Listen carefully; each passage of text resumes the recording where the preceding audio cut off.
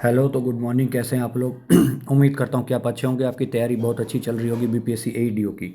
तो आज हम लोग क्लास 11th का स्ट्रक्चर ऑफ एटम चैप्टर को देखेंगे और इसके अंतर्गत जितने भी इंपॉर्टेंट कंसेप्ट्स है उसको देखेंगे। तो ये देखिए, टोटल ये सबसे बड़ा चैप्टर है केमिस्ट्री का। बट इसमें हम लोग को क्या पढ़ना है और हमारे पेपर एईडीओ के स्पेसिफिक या फिर बीपीएससी के कोई भी एग्जाम में स्पेसिफिक क्या पूछता है उसको हमें फोकस करना है। तो मैं आपको पहले ही 7 चीज़ बताना चाहूँगा जो इस पेपर का कंक्लूजन है। ठीक है, अगर आप उसको कर लेते तो आपका काम इस चैप्टर में हो जाएगा। फालतू बहुत कुछ दे रखा है, आपको कुछ पढ़ने की ज़रूरत नहीं है, क्योंकि अगर आपने एक बार भी कभी केमिस्ट्री पढ़ा है तो जो मैं आपको बताऊंगा अगले 1 से 1.5 मिनट में वो आप उसको कनेक्ट कर पाइएगा। तो आइए देखते हैं वो 7 चीज़ क्या है जो इस चैप्टर में इंपॉर्टेंट है। तो स्टार्ट करते हैं। पहला चीज़ ये है कि आपसे ये पूछेगा कि नंबर ऑफ प्रोटॉन कैसे निकालेंगे। आपको कोई भी एनसीईआरटी का ये जो भी चीज़ मैं बोलूँगा वो एनसीईआरटी का सॉल्यूशन या फिर एनसीईआरटी के क्वेश्चन है, जो कि अंडरलाइन क्वेश्चन मार्क देके छोड़ दिया जाता है। तो इसमें सबसे पहले क्वेश्चन एक पूछेगा आपसे बार बार कि नंबर ऑफ प्रोटॉन कैसे निकालेंगे। ठीक है, तो आपको याद रखना है कि नंबर ऑफ प्रोटॉन उतना ही होगा जितना कि नंबर ऑफ इलेक्ट्रॉन होगा। तो क्वेश्चन में दे रखा होगा कि number of electron is this, calculate number of proton. तो पहला की क्वेश्चन आप अपने कॉपी में मार्क कीजिए कि नंबर ऑफ प्रोटॉन देगा तो नंबर ऑफ इलेक्ट्रॉन सेम होगा, number of electron is equal to number of proton. ठीक है, इसको स्टार मार्क कीजिए। पहला क्वेश्चन। दूसरा क्वेश्चन आपसे ये फ्रेम करेगा कि एटॉमिक नंबर निकालने के लिए, ठीक है, तो एटॉमिक नंबर निकालने के लिए, आपको क्वेश्चन में दिया रहेगा नंबर ऑफ प्रोटॉन। तो आपको याद रखना है कि जितना नंबर ऑफ प्रोटॉन होगा उस एलिमेंट का उतना ही एटॉमिक नंबर होगा। तो दो कंसेप्ट बताया। पहला कंसेप्ट क्या बताया कि नंबर ऑफ प्रोटॉन बराबर number of electron and number of proton is equal to atomic number. ठीक है, अच्छे से समझ में आया होगा। फिर मैंने, अगर आपने कल मेरी फिजिक्स की वीडियो देखी होगी डे 12 की, तो मैंने आपको बार बार वहाँ पे चीख चीख चिल्ला चिल्ला के बताया था कि लैम्डा बोले तो वेवलेंथ इनटू फ्रीक्वेंसी बराबर स्पीड ऑफ लाइट। ठीक है, तो अगर आपसे मैं फ्रीक्वेंसी पूछूं तो speed of light upon lambda, या फिर मैं आपसे वेवलेंथ पूछूं तो speed of light upon frequency, तो इस फॉर्मूले पे आपको इस चैप्टर में बहुत बार घुमाया जाएगा। तो आप इसके लिए तैयार रहिएगा। तो 3 मैंने आपको बता दिया। चौथा नंबर एक होता है वेव नंबर। ठीक है, वेव नंबर के बारे में पूछा जाएगा कि वेव नंबर क्या होता है। तो आपको याद रखना है कि 1/वेवलेंथ, तो wave number is equal to 1/वेवलेंथ, ये फॉर्मूला होता है। तो अभी तक फिर से देखिए मैंने क्या क्या बोला। नंबर ऑफ प्रोटॉन बराबर नंबर ऑफ इलेक्ट्रॉन, और जितना प्रोटॉन होगा वही उसका एटॉमिक नंबर होगा। वेवलेंथ इंटू फ्रीक्वेंसी बराबर स्पीड ऑफ लाइट जो है वेवलेंथ इंटू फ्रीक्वेंसी, और ये आपको पता है 3 × 10⁸ मीटर पर सेकेंड होती है। Wave number is equal to 1 lambda means wavelength. ठीक है, तो ये 4 चीज़ क्लियर हो गया। अब एक चीज़, एनर्जी बराबर आप बचपन से पढ़ते आते रहे हैं, ई बराबर एच सी बाय लेमडा। मतलब एनर्जी जो है वो क्या होती है, H C by lambda. H की वैल्यू 6.64 इंटू 10⁻−34 गुना सी की वैल्यू 3 × 10⁸ बराबर लेमडा। ठीक है, तो आप यहाँ से क्या कंक्लूजन निकालिएगा, एनर्जी ज़्यादा तो लेमडा कम। ठीक है, क्लियर कट समझ में आता है। तो ई बराबर एच सी बाय लेमडा। वही अगर मैं आपसे अगर फ्रीक्वेंसी के टर्म में पूछूँ तो आप बोलेगा ई बराबर एच म्यू। ठीक है, तो ये चीज़ आपको याद होना चाहिए, यहाँ से क्वेश्चन बनता है। फिर अगला, लेमडा बराबर एच बाई पी। यह पी क्या है, यहाँ पे मोमेंटम है, तो लेमडा बराबर एच बाई पी। तो इसको हम लिख सकते हैं लेमडा बराबर एच बाई एम वी। ठीक है, यही जो है P is equal to M V, मैंने आपको कल भी बताया था कि मोमेंटम बराबर क्या होता है, मास गुना वेलोसिटी। तो यही जो है lambda is equal to H by M V, यही कहलाता है डी ब्रॉगली इक्वेशन। क्या कहलाता है, डी ब्रॉगली इक्वेशन। ठीक है, तो ये याद रखना है। ठीक, इंपॉर्टेंट। और जब एक लास्ट बचता है वो आपको पता होगा कि हेंसबर्ग अनसर्टिनिटी प्रिंसिपल, मतलब इलेक्ट्रॉन का लोकेशन वगैरह पता करना है कि है कहाँ। तो इसको बोलते हैं हेंसबर्ग अनसर्टिनिटी प्रिंसिपल। तो इसमें होता क्या है कि लेमडा एक्स मतलब किस पोजीशन पे है, इज इक्वल टू होता है 4πmv। ठीक है, तो ये याद रखना। और यहाँ पे डेल्टा वी आप लगा सकते हैं। डेल्टा वी मतलब एग्जैक्ट वेलोसिटी क्या है, और ये पोजीशन पूछता है। तो ये जो 7 चीज़ मैंने बताया आपको वो आपको याद रखना है। फिर से एक बार मैं बोल देता हूँ, नंबर ऑफ इलेक्ट्रॉन बराबर नंबर ऑफ प्रोटॉन जितना होगा उतना ही एटॉमिक नंबर। फ्रीक्वेंसी और वेवलेंथ का जो मल्टीप्लाई होगा वो स्पीड ऑफ लाइट के बराबर होगा। वेव नंबर बराबर हो जाता है 1/लेमडा। ठीक है, फिर ई बराबर एच सी बाय लेमडा, या फिर आप इसको बोल सकते हैं कि एच म्यू।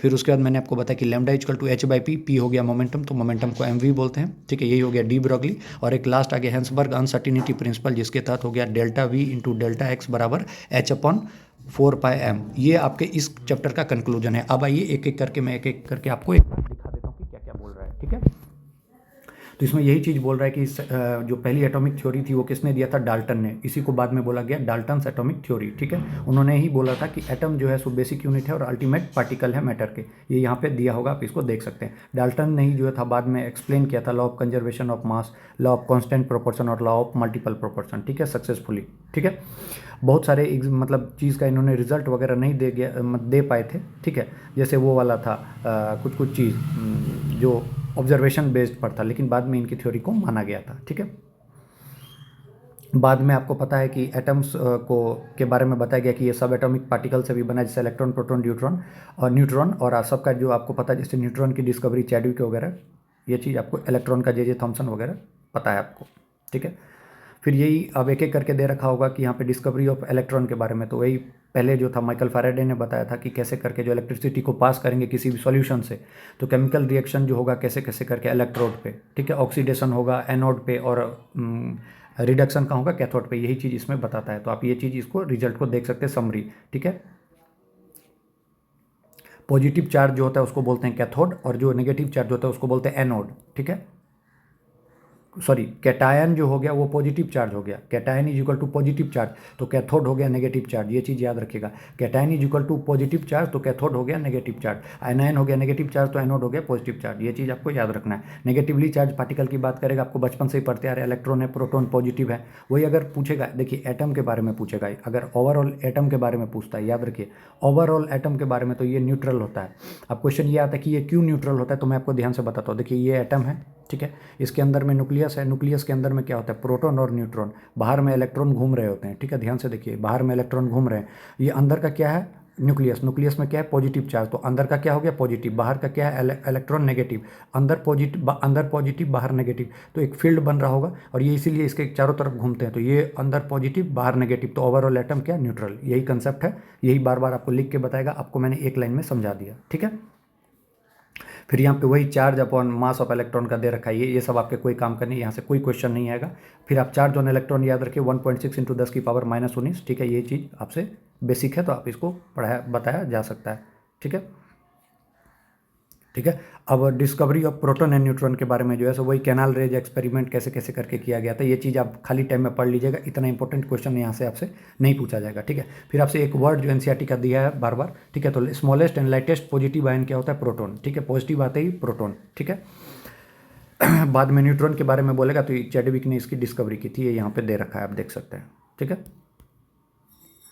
अब क्वांटम नंबर सब इसमें देखिए आपको आता होगा, ठीक है, लेकिन अपने एग्जाम में नहीं पूछता, इसीलिए उसकी डिमांड नहीं है, तो हम लोग उसको अभी स्किप करते हुए चलेंगे। ठीक है, फिर ये देखिए यहाँ पे ये इंपॉर्टेंट है, टेबल, इलेक्ट्रॉन का चार्ज, ये सब देख लीजिए, न्यूट्रॉन का ये, ठीक है, मास देख लीजिए, सबका इंपॉर्टेंट है, बस याद रखना है, इलेक्ट्रॉन नेगेटिव, प्रोटॉन पॉजिटिव और न्यूट्रॉन नो चार्ज। ठीक है, जे थॉमसन मॉडल, अब वही आपसे पूछ देगा कि प्लम पुडिंग मॉडल जो है, जैसे क्या होता है कि हम लोग तरबूज जो लेते हैं, याद है आप, तरबूज के अंदर में कितने सारे बीज होते हैं, तो वही ये पूरे एटम को जो है सो इन लोगों ने तरबूज माना और उसके अंदर में जो इलेक्ट्रॉन है उसको माना इन लोगों ने, मतलब उसके बीज। ठीक है, सेम चीज़ बोल रहा है। ठीक है, और वही इसी में इन जे थॉमसन ने बोला था कि एटम जो है स्फेरिकल शेप का होता है, उसका रेडियस 10⁻⁻10 होता है, और अंदर की तरफ जो है सो उसके में पॉजिटिवली चार्ज यूनिफॉर्म जो है डिस्ट्रीब्यूटेड है और बाहर में इलेक्ट्रॉन है। तो वही चीज़ मैं आपको बता रहा था, आपको पहले भी बताया था, अभी जो बताया था उसी से आप इसको अच्छे से कर सकते हैं, यही थॉमसन मॉडल कहलाता है। ठीक है, फिर आपसे ये नाम याद रखिएगा, डायरेक्ट एमसीक्यू में पूछ लेता है कि रेडियो एक्टिव एलिमेंट की डिस्कवरी किसने की थी, तो हेनरी बेक्वेल ने। ठीक है, एकदम समझते जाइए, कोई ऐसा कुछ नहीं है। फिर रदरफोर्ड का nuclear model of the atom वाला है, आपको पता है अल्फा स्कैटरिंग एक्सपेरिमेंट से, वो जो उन्होंने एक फॉइल लिया था, गोल्ड का फॉइल, और यहाँ पे जो बॉम्बार्डिंग कराई थी, तो देखा था कि बहुत मतलब जो सारे जो मेनली जो उन्होंने जो पास कराया था वो सारे पास हो गए थे। ठीक है, बहुत कम ही डिफ्लेक्ट हुए थे और बहुत कम बाउंस बैक, मतलब उनके अनुसार ये था कि बहुत जो ये जगह है ये अंदर में जो है पूरे तरीके से खाली है। ठीक है, तो यही उन्होंने फिर कंक्लूजन जो दिया था कि most of the alpha particles pass through the gold foil undeflected, इसका मतलब बहुत जगह खाली है, और स्मॉल फ्रैक्शन जो है सो किसी एंगल पर डिफ्लेक्ट हुए और बहुत कम बाउंस बैक हुए। तो इस बेसिस पर उन्होंने बताया था कि जो है सो मैक्सिमम जो स्पेस है वो खाली है। ठीक, फ्यू जो है सो पॉजिटिव चार्ज जो है सो डिफ्लेक्टेड हुए। ठीक है, तो वही बताया कि न्यूक्लियस का जो स्पेस है वॉल्यूम बहुत कम है। ठीक है, यही चीज़ इसमें बताया गया था रदरफोर्ड स्कैटरिंग एक्सपेरिमेंट में, यही चीज़ आप देख लीजिएगा, अल्फा पार्टिकल का बॉम्बार्डमेंट हुआ गोल्ड फॉइल से, सिंपल है। फिर वही यहाँ से आपको वही जो मैंने बताया, मास नंबर बराबर क्या होता है, number of proton plus number of neutron. ठीक है, इंपॉर्टेंट है, याद रखिएगा। आइसोटोप, आइसोबार और आइसोबार में आपको अंतर होना चाहिए। आइसोटोप मतलब क्या हो गया, सेम एटॉमिक नंबर और डिफरेंट एटॉमिक मास। आइसोटोप में क्या हो गया, एटॉमिक नंबर सेम और डिफरेंट एटॉमिक मास, और आइसोबार में से जस्ट उल्टा। तो ध्यान से सुनिए, आइसोटोप में क्या हो गया, same atomic number different atomic mass, लिख लीजिए, और आइसोबार में different atomic number same atomic mass. ठीक है, ये देख लीजिए आप। ये चीज़ यहाँ पे दे रखा है। एटॉमिक नंबर बराबर number of proton in that nucleus और बराबर नंबर ऑफ इलेक्ट्रॉन, जो मैंने अभी आपको बताया क्वेश्चन के फॉर्म में अभी दिखा देता हूँ। देखिए बोल रहा है calculate the number of proton neutron and इतना, ठीक है। तो यहाँ पे मैंने आपको बताया था कि नंबर ऑफ प्रोटॉन बराबर नंबर ऑफ इलेक्ट्रॉन होता है, तो खट से निकल जाएगा, ठीक। अब क्या बोल रहे हैं यहाँ पे, नंबर ऑफ इलेक्ट्रॉन प्रोटॉन दिया है, तो आपको पता है कि जितना प्रोटॉन का नंबर है उतना ही उसका एटॉमिक नंबर हो जाएगा, निकल गया। तो समझ में आ रहा है कि क्यों मैंने 7 पॉइंट स्टार्टिंग में बताया था, वही चीज़ यहाँ पे चल रहा है, ठीक है। अब इसके ड्रॉबैक वगैरह सब उतना मत पढ़िए, ठीक है, ठीक है। मतलब एक दो चीज़ में इतना आपसे क्वेश्चन नहीं पूछेगा, ये MCQ बेस्ड जो न्यूमेरिकल टाइप है वो पूछ सकता है, ठीक है। फिर इलेक्ट्रोमैग्नेटिक वेव्स के बारे में ये लोग बता रहे हैं कि वो किसी से डिफ्लेक्ट नहीं होंगे, ना तो इलेक्ट्रिक फील्ड से ना मैग्नेटिक फील्ड से, ठीक है। ये सब चीज़ बता रहे हैं। फिर मैंने आपको बताया था कल ही कि लाइट हो चाहे साउंड कुछ भी, अगर वो एक मीडियम से दूसरे मीडियम में जाएगा तो सब कुछ चेंज हो जाएगा, फ्रीक्वेंसी में कोई फ़र्क नहीं पड़ेगा। तो ये आपसे क्वेश्चन करके पूछ लिया जाता है, ठीक है। ये चीज़ यहाँ पर लिख रखा है इन लोगों ने, ठीक है। इलेक्ट्रोमैग्नेटिक वेव्स को कोई मीडियम नहीं चाहिए, ये वैक्यूम में भी जो है सो मूव कर सकता है, और इसका जो मूवमेंट होता है वो परपेंडिकुलर होता है, ठीक है, ये याद रखिएगा, ठीक है, ठीक है। और स्पीड ऑफ लाइट से ये मूव करते हैं, ठीक है। ये देखिए यहाँ से चला था, कल याद करवाया था कि हमने MRI, ठीक है। तो सबसे कम किसका होता है, माइक्रोवेव, फिर रेडियो वेव, फिर इंफ्रारेड, फिर UV, फिर एक्सरेज, फिर गामा रेज। गामा रेज का सबसे ज़्यादा क्या होता है, पेनिट्रेशन पावर होता है, और आयनाइजेशन पावर सबसे कम होता है। तो ये चीज़ कल हम लोगों ने पढ़ा है, आप जाके देख लीजिए। ऐसे करके चलिए, MRI UX, MRI M for, अब फ्रीक्वेंसी बढ़ते हुए के आधार पे जा रहे हैं। M मतलब क्या हो गया, R मतलब तो हो गया रेडियो वेव, M मतलब हो गया माइक्रोवेव, फिर I मतलब इंफ्रारेड, U से UV, X से एक्सरेज, ठीक है। ये चीज़ आप इसको देख लीजिएगा, इंपॉर्टेंट है ये सब चीज़ें, ठीक है। फिर मैंने आपको ये क्वेश्चन बताया था कि लैम्डा बराबर C/V होता है, फ्रीक्वेंसी और लैम्डा का जो मल्टीप्लिकेशन है बराबर स्पीड ऑफ लाइट के होता है। तो ये देख लीजिए, यहाँ पे आपको दे रखा है सेम चीज़, यहाँ पे दे रखी है, वेव नंबर बराबर क्या दे रखा है, 1/λ। इसीलिए मैंने स्टार्टिंग में ही बता दिया ताकि आपका काम आसान हो जाए, ठीक है, ठीक है। ये सब उतना नहीं। अब आपको पता है कि कोई भी मेटल है, मिनिमम अमाउंट ऑफ एनर्जी इस पर गिराएंगे ताकि इसके इलेक्ट्रॉन एक्साइट हो। मतलब कोई भी मेटल है, इस पर हम कोई भी एनर्जी गिरा रहे हैं ताकि मिनिमम अमाउंट ऑफ एनर्जी गिराएंगे ताकि इसमें जो इलेक्ट्रॉन हो इसके सरफेस पे वो बाहर निकले। इसी को बोला जाता है फोटो इलेक्ट्रिक इमिशन। तो कहीं भी आएगा तो ये बात आपके दिमाग में आ जाना चाहिए, ठीक है। यही आगे आपको बोल रहा है, ठीक है। वेवलेंथ और इंटेंसिटी का ग्राफ दे रखा है, ठीक है। आपको उतना इस सब में इतना इंटरेस्ट नहीं होना चाहिए, जो चीज़ मैं आपको बता रहा हूँ, ठीक है, वो चीज़ आप याद रखें। अभी यहाँ पे ब्लैक बॉडी दे रखा है, तो ब्लैक बॉडी का मैं आपको एक डेफिनेशन बता देता हूँ। देखिए ब्लैक बॉडी को अगर आप प्यार से बोलिएगा कि कैसे बेसिक लेमैन लैंग्वेज में बोलिएगा, तो बोलिएगा कि कोई एक आइडियल बॉडी है, ठीक है, ठीक है, जो कि एमिट भी कर रहा है, ठीक है, और एब्जॉर्ब भी कर रहा है, मतलब ले भी रहा है और दे भी रहा है सारे टाइप का जो रेडिएशन है, ठीक है। जितने टाइप का फ्रीक्वेंसी है, चाहे 1 का फ्रीक्वेंसी हो चाहे 1000 का फ्रीक्वेंसी हो, सबको एमिट भी कर रहा है और सबको एब्जॉर्ब भी कर रहा है। एक आइडियल, ऐसा संभव नहीं है लेकिन ऐसा मान के चलते, तो उसी को बोला जाता है ब्लैक बॉडी। तो फिर से आपसे पूछता हूँ, ब्लैक बॉडी बोलेगा तो क्या बोलेगा, तो बोलेगा कि एक आइडियल टाइप का बॉडी है जो कि इमिट भी कर रहा है और एब्जॉर्ब भी कर रहा है सभी टाइप की फ्रीक्वेंसी को। यहाँ पे कहीं लिखा हुआ है, आप देख लीजिएगा, ठीक है, इंपॉर्टेंट है, याद रखिएगा, ठीक है। फिर वो मैंने आपको बताया था कि E=hc/λ या E बराबर hµ, और h की वैल्यू मैंने बताई थी 6.64 × 10⁻⁻34। यही फोटो इलेक्ट्रिक जो है इफेक्ट है, यही चीज़ यहाँ पे बोल रहा है, ध्यान से सुनिए। The electrons are rejected from the metal as the surface a beam of light strike the surface. मैंने आपको बता दिया कि ये मेटल है, ठीक है, मानिए ये मेटल है, ठीक है, ये सरफेस है, सरफेस पे इलेक्ट्रॉन है, ठीक है। मिनिमम एनर्जी हम दे रहे हैं ताकि इलेक्ट्रॉन बाहर आए, इसी को बोला जाता है फोटो इलेक्ट्रिक इफेक्ट, ठीक है। और जो एनर्जी आप जो दे रहे हैं उसको क्या बोला जाता है, उसको बोला जाता है, क्या बोला जाएगा उस एनर्जी को, आपको ये कमेंट में बताना, आपने पढ़ा होगा।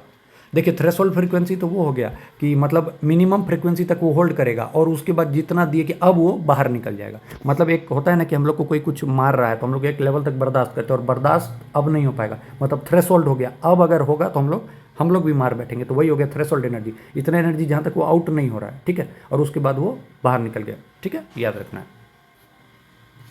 ये सब चीज़ें इसमें आपको कुछ नहीं पढ़ना है, ठीक है, क्लियर कट, ठीक है। जो मैं आपको बता रहा हूँ जितना उतना भरोसा रखिए, आपका काम हो जाएगा, ठीक है।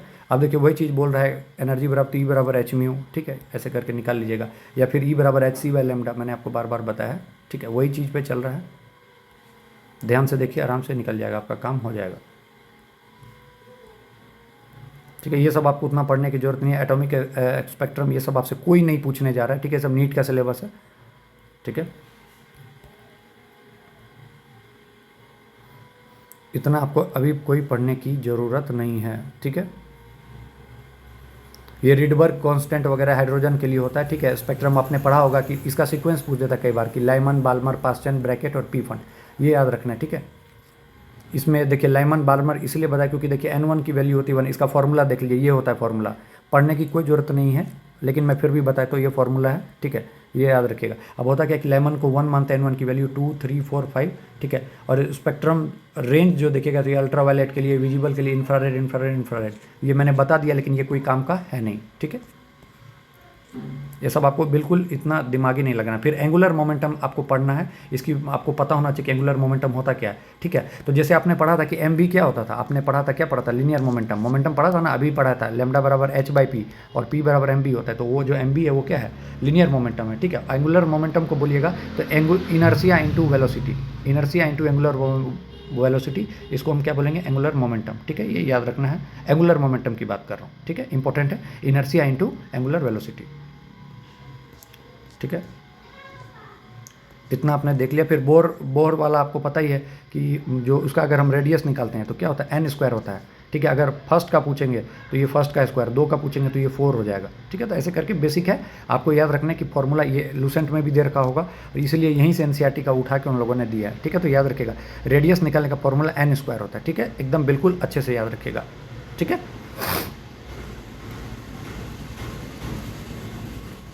यही रिडबर्ग फार्मूला पे क्वेश्चन दे रखा है। एनर्जी निकालने का जो है हाइड्रोजन के लिए, जो अगर रेडियस निकालने का फॉर्मूला होता है 52.9 गुना n²/z, ठीक है, या फिर इसको 5.29, या फिर आप इसको 5 भी मान सकते हैं। हम लोग अपने टाइम में 5.3 इंटू n²/z, जेड मतलब हो गया एटॉमिक नंबर, तो आपको पता है कितना होता है जेड, एटॉमिक नंबर 1 हो गया। हाइड्रोजन के लिए पूछूंगा 1, हीलियम के लिए तो 2, और n² मतलब कौन से ऑर्बिट में है, ठीक है, क्लियर कट। एनर्जी निकालने का फॉर्मूला ये, रेडियस का ये दोनों इंपॉर्टेंट है। अगर मेरे से पूछिएगा कि इतने दूर में, अभी जो पिछले 2-3 मिनट में सबसे इंपॉर्टेंट ये एनर्जी निकालने का हाइड्रोजन का, और रेडियस निकालने का, इसको स्टार मार्क कीजिए, दोनों को लिख लीजिए, ठीक।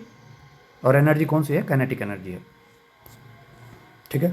लाइन स्पेक्ट्रम आपको पढ़ने की कोई ज़रूरत नहीं है, ठीक है। मैंने आपको ये बता दिया कि फ्रीक्वेंसी और वो आपसे पूछ रहा है, तो आपको याद रखें एनर्जी निकालने का, एनर्जी का फॉर्मूला क्या था, ये मैंने बताया था 2.18 इंटू, अब देखिए कौन से में दिया, तो 5 से दिया और 2 से दिया, तो दोनों को माइनस कर लीजिएगा, खत्म। और फिर यहाँ E=hc/λ, तो यहाँ से आंसर निकल जाएगा। बेसिक पता है तो सारा कुछ निकलते जाएगा, और बेसिक मैंने आपको बता दिया। फिर मैंने डी ब्रॉगली वेवलेंथ के बारे में बता दिया था, λ=h/p, वही मोमेंटम, तो m भी यहाँ पे आप फॉर्मूला में पहनाते जाइएगा, आंसर आता जाएगा, ठीक है। हेंसबर्ग अनसर्टिनिटी प्रिंसिपल, वही मैंने आपको बताया था कि इम्पॉसिबल है कि एग्जैक्ट पोजीशन ऑफ मोमेंटम बताना इलेक्ट्रॉन का, तो वही हम लोग जो है सो मान के चलते थे, इसीलिए अनसर्टेनिटी प्रिंसिपल किसका था, तो हेंसबर्ग का। आपसे कई बार क्वेश्चन जो बीपीएससी में आएगा नाम ही से पूछ लेगा, इसीलिए मैं एक बार कम से कम नाम जरूर बता रहा हूँ, ठीक है। इसका फॉर्मूला मैंने आपको बता दिया था, ठीक है, ΔX गुना बराबर h/4πm∆V, ठीक है। तो याद रखिए हेंसबर्ग अनसर्टेनिटी प्रिंसिपल, बस इतना ही है आपको इस चैप्टर में, बस आपका काम हो जाएगा, ठीक है। स्क्रॉडिंगर वेव इक्वेशन, ठीक है, पूछ लेता है, लेकिन इतना कुछ इंपॉर्टेंट नहीं है, ठीक है, आपसे कि इसको पूछ जाए। ये सब है कि 11 जो नीट वगैरह का पेपर होता था उसमें पूछा जाता था, ठीक है। ये हाइड्रोजन रिलेटेड, हाइड्रोजन एटम के लिए है, बस इतना आपको दिमाग में रखना है, ठीक है। बाकी मास्टर बनना है तो ढेर सारा क्वेश्चन, ढेर सारा लेक्चर आपको है, आप उसको पढ़ लीजिए, ठीक है, इससे आपका काम हो जाएगा। बस क्वांटम नंबर वगैरह आपको पता ही है कि सेल वगैरह होता है, प्रिंसिपल क्वांटम नंबर जो है सो सेल को जो है रिप्रेजेंट करता है, KLMN होता है, और फॉर्मूला होता है 2n², आप बचपन से पढ़ते आ रहे, 2, 8, 18, ठीक है, 18, ठीक है। फॉर्मूला होता है 2n², 2 गुना 1 का स्क्वायर, 1 का है तो 1 का स्क्वायर, फिर 8, फिर 18, ठीक है। और अगर आपने कभी ज़िंदगी में पढ़ा हो तो वो ऐसे करके हम लोग बनाते हैं 1s, 2s, 2p, 3s, 3p, 3d, 4s, 4p, और इसको ऐसे करके काटते जाते हैं, ठीक है। 1s2, 2s2, 2p6, 3s2, s में होता है 2, ऐसे करके बचपन से बिल्कुल पढ़ते आ रहे होंगे, तो वो सब चीज़ आपको पता होगा, वही चीज़ यहाँ पे भी दिखाया होगा इन लोगों ने, ठीक है। ये शेप्स वगैरह की बात कर रहा है, ये सब आपके काम का नहीं है, जो काम का था मैंने आपको ऊपर में बता दिया है, ठीक है। ये सब कोई ज़रूरत नहीं है, ये सब की बिल्कुल कोई ज़रूरत नहीं है, ये सब केमिकल बॉन्डिंग का एकदम तगड़ा वाला है, ठीक है। तो मेरे तरफ से इतना ही था ये चैप्टर, इससे ज़्यादा इससे आपसे कुछ पूछेगा नहीं, ठीक है। ये आप बाहु प्रिंसिपल सब आप बचपन, ये देखिए यही इसी की बात मैं बता रहा था, ठीक है। पहले 1s भरेगा, फिर 2s, फिर 2p, 3s, ठीक है। इसमें 1-2 एक्सेप्शन है, जैसे 20 से 30 के बीच में क्रोमियम हो गया, क्रोमियम एक्सेप्शन है, ठीक है, याद रखिएगा। अगर आप इतना कर रहे थे तो आपका काम हो जाता है, ठीक है। बाकी सब ये लिखने के लिए पूरा दे रखा है, लेकिन जो मैंने आपको बताया बस आप उतना कर लेंगे, लीजिएगा, आपका काम हो जाएगा, ठीक है। तो बहुत बहुत धन्यवाद, ठीक है। ये समरी, एक बार समरी पढ़ लीजिएगा, आपका काम हो जाएगा। देखिए समरी में भी उतना ही बताया जितना मैंने आपको बताया, ठीक है, ठीक है। All the best, thank you.